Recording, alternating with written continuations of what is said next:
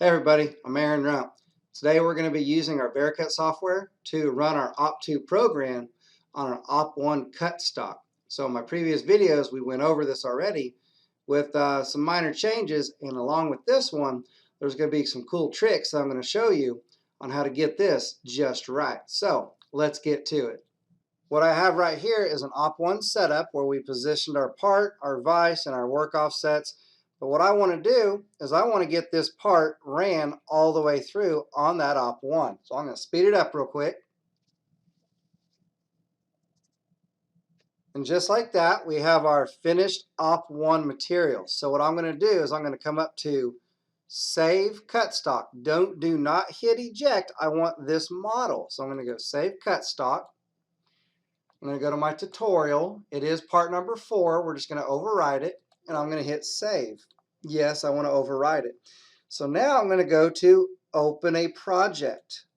I don't want to save anything because all I needed was this cut stock. So I'm going to hit ignore all changes.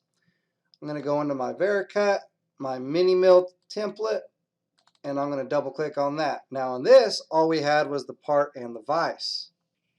Now as you can see here, I have a full machine simulation file, and I have my workpiece over here that we're going to be positioning my part in. So what we want to do is go into our stock, underneath our fixture, into our component if it's not already selected, and we want to add a model file. I will come up to tutorial, I will go to part number 4, and it will come in here. Now in my previous parts, I was selecting the bottom of the part and getting it flush with the bottom of the vise.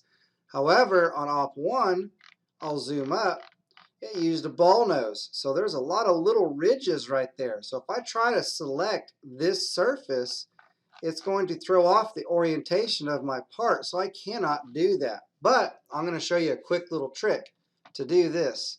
First thing I want to do is I want to rotate it 90 degrees, and we'll go 2 times in Y. Now, where am I going to put this at is the question. So I'm going to pull up my program. You'll see that this part will use hard jaws and 1-inch parallels. That number is very important. Plus, XY0 will be the center of my part. Now, I don't know what the dimensions are on this part, but we'll look at that in just a second. Now, once I have it positioned, my Z0 will be up 1 inch 3/4 from the top of the 1-inch parallel. That's a lot going on, but just follow along and it will make sense. So the first thing we're going to do is position it.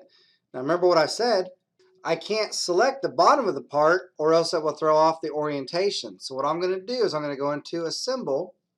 We're going to align the top of the part with the bottom of the vise. From here, I'm going to move it up, and I measured the overall height, which was 1 inch, 80 thousandths, and I'm going to add 1 inch to that as well. When I hit enter, you'll see that it moved up the height of the part plus 1 inch to the bottom of the jaw, which keeps my orientation correct.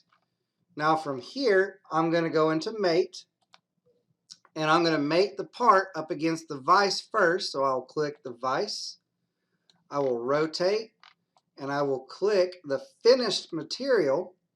See how it went flush with there? And then I will click mate again.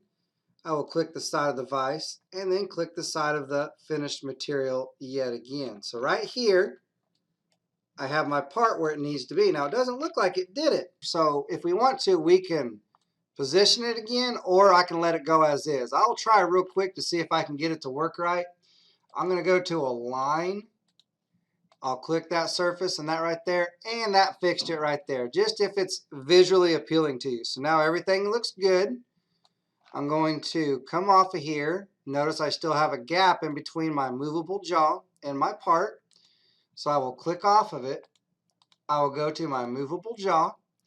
I'm going to mate it to the side of my part. So I'm going to click on the face of the jaws, and I want it to mate to the part itself, the finished part. So again, if you had some struggle with this, just delete the part, bring it back in, and follow the instructions one more time. This one's kind of funky, but we got it where we want it now. Now remember, my 0 is going to be a little bit different. XY0 is the center of the part. So I have my part dimension right here, which is 2 inches, 953 thousandths. If I bring up my calculator and I do 2 inches, 953 divided by 2, I'm going to end up with 1 inch, 476 thousandths and 5 tenths. So I will remember that and bring it over later. Or if you need to, you can write it down. So I'm going to minimize that. I'm going to minimize this. Now, for my coordinate system, I had to know all that information so I could do this. Add new coordinate system. We're going to click the CSYS tab, and we're going to go into 3 planes. Very important that you follow this instructions carefully. So 3 planes. We're going to select our first plane, which will be right there. Our second plane will be the face of the part right here, or you could do the back. And then I'm going to select the top of my part right there. From here, I'm going to translate my part. Now remember, it's not to the yellow corner, it is to the green corner, but it can look like it is to the yellow. So I'm going to go into translate, and I'm going to start by going in my X. Now if you're not sure, you can do them one at a time. Well, I'm going to go minus 1 inch, 4765, and then I'm also going to go minus 1 inch, 4765, and then I'm going to leave this at 0, and I'm going to hit move. Now if it went the wrong direction, you can hit back twice and it will go to that right location. Now the reason why I didn't move Z is I want to look at this individually. So I'm going to come up here, 0 for X, 0 for Y, because I don't want to move them again.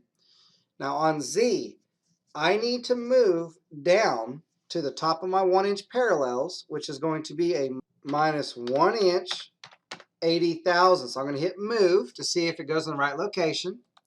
It goes up, so I'm going to hit back once, and then I'm going to hit back one more time. So right now, my CSYS is flush with the top of the parallels and the bottom of the part. Now remember, my program said that it needs to go up 1 inch, 750 thousandths. So I'm going to hit move. Notice it went the wrong direction, so I'll hit back once, back twice. So now my CSYS is in the right location. It's center of the part, and it is 1 inch, 750 thousandths above the top of the parallels my part is sitting on. That's the hardest part of this whole tutorial, okay? So what I'm going to do is I need to rename it because my program is using G55, so capital G55. I will come into my offsets. My program uses G55, and I'm going to be using the CSYS G55. So I will click Add. I'm going to go into my mill tools. Now, if you already have them built, that's great. So what I'm going to do is I'm going to go into my tools that are already built, and I'm going to simply hit the X. Now, it was just one tool. From here, I'm going to go down to NC Programs, Add New. I'm going to go down to my downloads where they were at, and I'm going to put it in there. Now, it's using a 1 inch end mill, but if you notice, this says set the CRC to 0 in the geometry column. Now in my first video, I showed you where that was at. So if you can't remember, we're going to close this. I'm going to go into Setup. Under G code, it says it's defaulted to full radius. Well, we want it to be 0, just like my instructions said. Now from here, I simply hit play, and then my part's going to come over. It cleans it up in one pass, and then it's going to come through and it's going to skim the top of it. And just like that, it is all done. So again, my name is Aaron Runt. Thank you for watching. Hope this helps.